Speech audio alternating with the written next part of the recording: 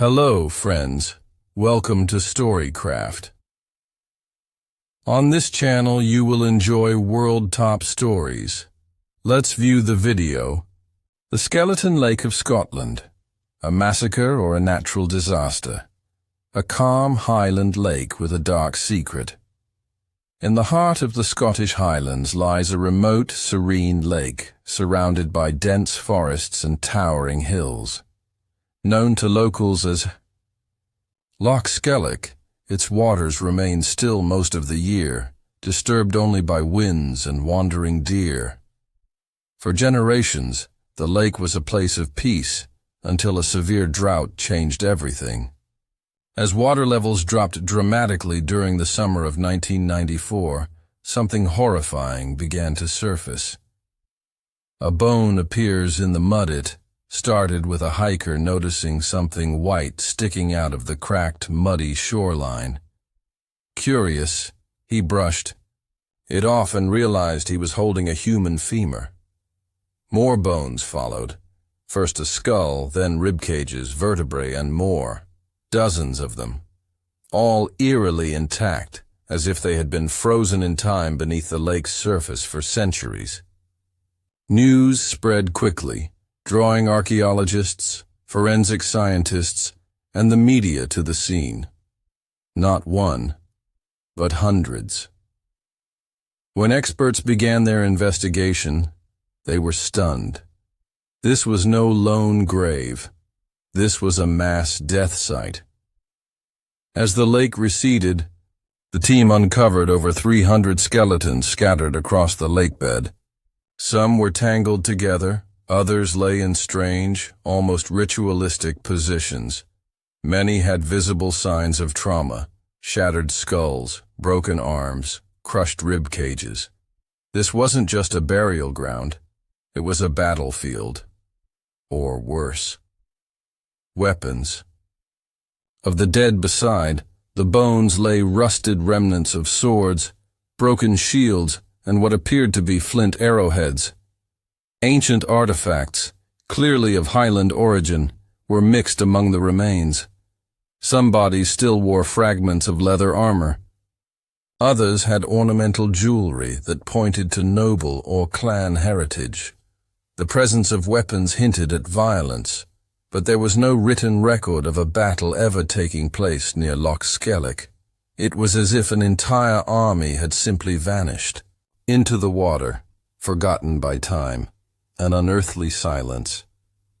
Despite the bustle of researchers and media crews, a strange stillness hung over the lake. Locals claimed the area was cursed, that old legends warned of ghostly voices on foggy nights. Some even whispered that the bones belonged to a cursed clan, struck down by the wrath of the Highlands themselves.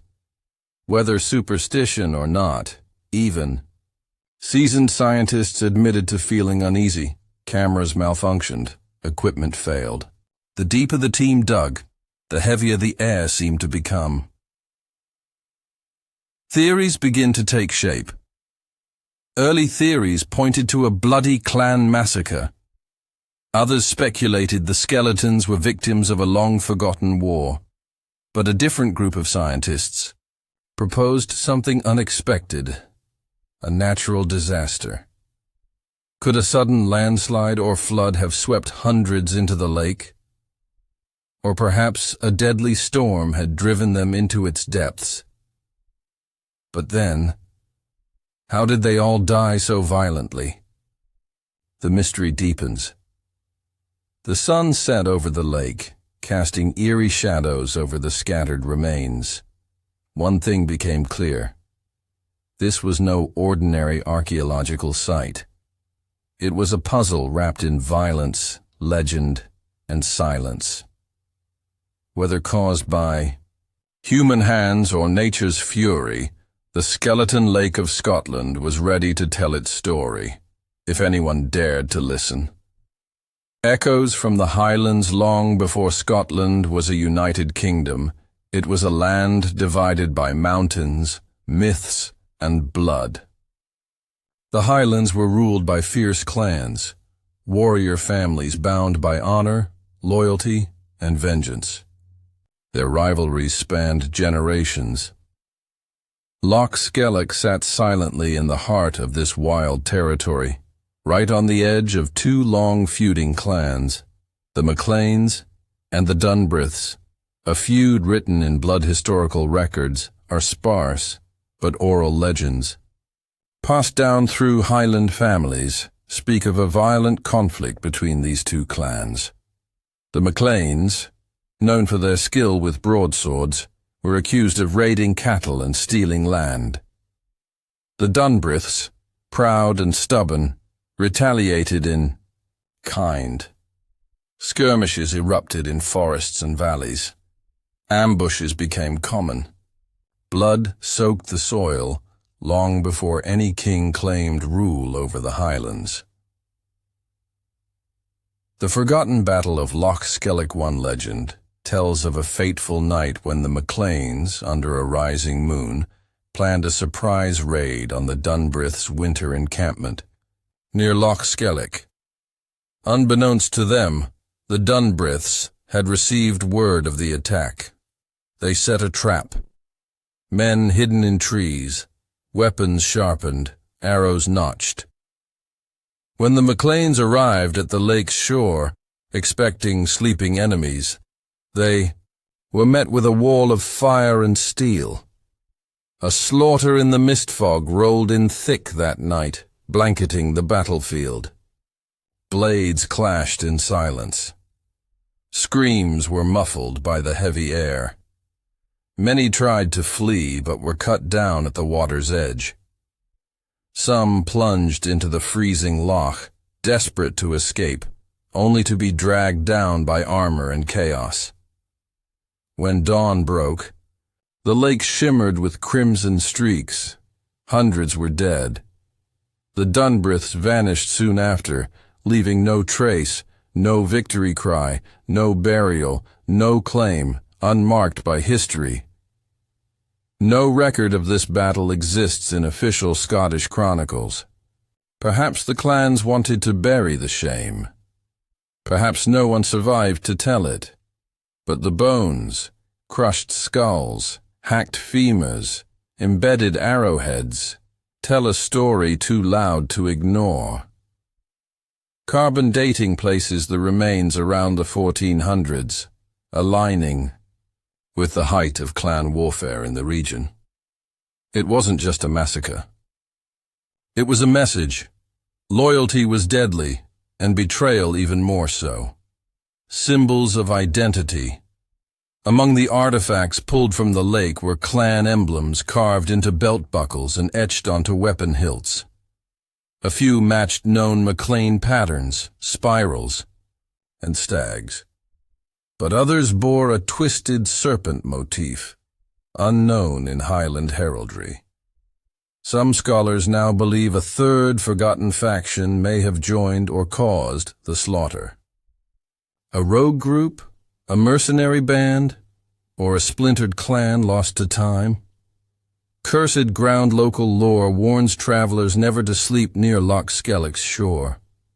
Elders speak of shadowy figures seen pacing the fog at twilight, men with no eyes, faces torn, endlessly searching for their kin. Some say the loch rejects peace because it was once drenched in betrayal. Whether truth or tale, the fear remains. Children are told, "Don't speak the names of the dead by the lake, lest they hear you and return." The war that time tried to bury what happened that night was more than a battle. It was the silencing of a generation, a violent crescendo in a symphony of vengeance. And yet, the loch held their secret for centuries, until the drought forced it to give them back. Now, with the bones unearthed and the stories rising from the shadows, Scotland must face what it tried to forget. The Forensic Awakening. Once the skeletons were recovered, science stepped in to interpret the silence. Forensic anthropologists examined the remains, cataloging each bone, fracture, and trace of trauma. What they found was shocking. These weren't quiet deaths from disease or exposure. These were violent ends, swift, brutal, personal. Each skeleton told its own tale of chaos and fear. Skulls crushed with blunt force. Out of over 300 skeletons, nearly half had skulls that were fractured or crushed. Many showed signs of blunt force trauma, blows to the side or back of the head. Some skulls had circular indentations that matched the shape of Highland war hammers. These people didn't fall from disease or drowning. They were struck down in close combat, many from behind. Executions or desperate flight. Blades that never missed. Bone after bone revealed cut marks, deep, clean slices along ribs, collarbones, and arms. One skeleton bore a perfect notch in the spine where a sword had severed the backbone with a single swing. Another had a jawbone split clean in two. The precision suggested trained fighters, not bandits. Whoever did this knew how to kill quickly, and did so without mercy. Shields didn't save them. Remnants of wooden shields and bronze buckles were discovered beside several skeletons, but they offered little protection. Arms shattered in defensive positions told a grim story. These victims saw the blows coming. They raised their shields, their hands, their weapons, but it wasn't enough. Some had multiple fractures on the same limb, signs of repeated strikes until bones snapped. Children and elders among the dead. Not all victims were warriors. Forensic measurements revealed children as young as 10 and adults well into their 60s. Many of the older skeletons had arthritic joints and missing teeth, elders who should have never been on a battlefield.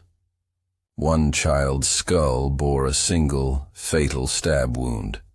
No armor, no weapons, just a small copper bracelet and broken bones. This was no battle. This was slaughter. Unfinished escapes. Some skeletons were found halfway submerged in what would have been the lake's edge during ancient times. Their positioning, arms outstretched, heads turned, suggested they had been running. Others had leg fractures indicating they fell before they could reach the water. They died trying to escape. The lock became their final barrier. Not their salvation. Mass grave or field of bones. The positioning of the bodies showed no signs of ceremonial burial. There were no patterns, no aligned rows, no grave markers. Bones lay sprawled across a wide area, interlocked in death. This wasn't a grave. It was the aftermath of terror. Nature had simply buried them beneath the water over time, preserving the horror in silence. Murder preserved in time. Carbon dating confirmed the bones were over 600 years old. DNA tests revealed they belonged to a mix of closely related individuals, suggesting they were from a single community or clan. The scientific consensus became chillingly clear. The people of Loch Skellig had not died by accident. They were hunted, cornered, exterminated. Truth etched in bone. Every fracture, every break, every embedded arrowhead whispered a truth history had ignored. These people didn't vanish. They were erased. Their killers left no record, but the bones remembered. Everything. And now, after 6 centuries underwater, they were finally speaking again. Through science, silence, and scars. The battle of two theories. As the evidence poured in, two opposing theories emerged, one born of science, the other of savagery. One side pointed to nature's unpredictability, a force capable of swallowing lives in a single moment. The other believed this was no act of fate, but a meticulously executed massacre. Both sides had proof, but the truth remained tangled in bone and mud. The case for natural disaster. Geologists turned their attention to the landscape. The terrain surrounding Loch Skellig showed signs of a massive landslide that may have occurred centuries ago. Loose shale, sudden elevation shifts, and deposits of silt hinted at a violent collapse. If a rockslide plunged into the loch, it could have triggered a deadly wave, drowning those camped near the shoreline, a natural catastrophe in the dead of night. Storms. In the Highlands, Scotland is no stranger to wild weather. Fierce storms capable of flattening trees and flooding valleys were common in the 1400s. Some researchers proposed that a flash flood, fed by melting snow and torrential rains, rushed down from the mountains and struck without warning. If hundreds were gathered near the lake, asleep or unarmed, they wouldn't have stood a chance. The chaos, the broken bones, the scattered dead, it could all fit. The problem with peaceful death. But forensic evidence told a different story. Drowning leaves different marks on the body than murder, and the skeletons showed none of them.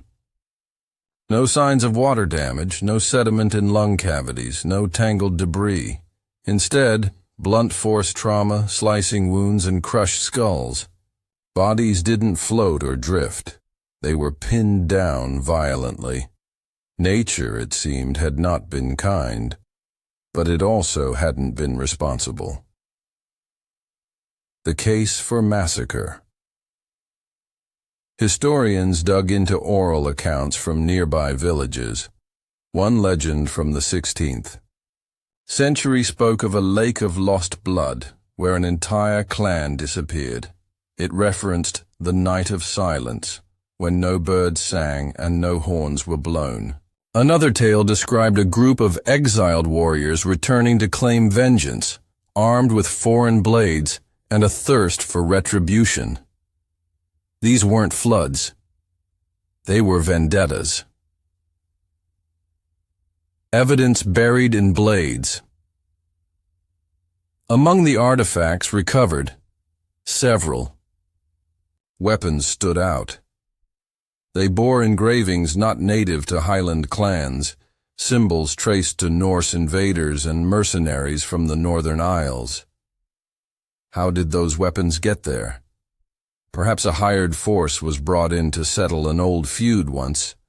And for all, if true, it would mean the people at Loch Skellig were ambushed by outsiders, annihilated without warning or mercy. Silenced survivors. If it was a massacre, why was there no record? No tales of escape? No survivors to tell the story? Some theorists believe survivors were hunted down in the days after, silenced to erase the truth. Others suggest that the surviving clan members buried the memory out of shame or fear of another attack. Whatever the reason, the silence became louder than the truth. Nature or murder, the fine line. Perhaps both theories hold pieces of the truth. A storm may have driven people toward the lake. A landslide could have created confusion, but it was steel and hatred that delivered the final blow. The storm may have been real, but the slaughter was human. Truth in the shadows even. Now, centuries later, the debate rages on. But whether it was nature's fury or human cruelty, one fact is undeniable. Hundreds died violently, suddenly, and without justice, and Loch Skellig remembers. Whispers on the wind. Locals say the wind around Loch Skellig doesn't just howl, it speaks. On cold nights, it carries cries no one can explain. Hikers report hearing footsteps behind them, only to turn and find nothing. Animals refuse to drink from certain parts of the lake. Birds never sing at dawn here. The ghosts beneath the surface. Fishermen tell of strange shapes beneath the water, skeletal figures drifting just below the surface, vanishing when approached. Divers have reported eerie sensations, pressure on their chests, even fleeting visions of faces twisted in agony. Some refuse to return. They claim the loch watches them. Cursed relics. Artifacts pulled from the site, weapons, brooches, personal items, have brought misfortune to those who dared take them. A researcher who pocketed a dagger hilt was later found unconscious in his home, plagued by vivid hallucinations. A museum that displayed several pieces suffered unexplained power failures and shattered glass cases. The unfinished story. Despite all the studies, the truth remains buried. No records, no names, no clear cause. Just bones, blades, and silence. It's a mystery too vast for certainty, too tragic to ignore. Every theory only deepens the legend. Loch Skellig remembers. Time has moved on, but Loch Skellig has not. It stands as a silent monument to what happened and what was hidden, a place where water meets memory, where history sleeps beneath the waves, and every ripple on its surface is a whisper from the past, begging not to be forgotten. Thanks for watching. Subscribe our channel Storycraft for more interesting videos.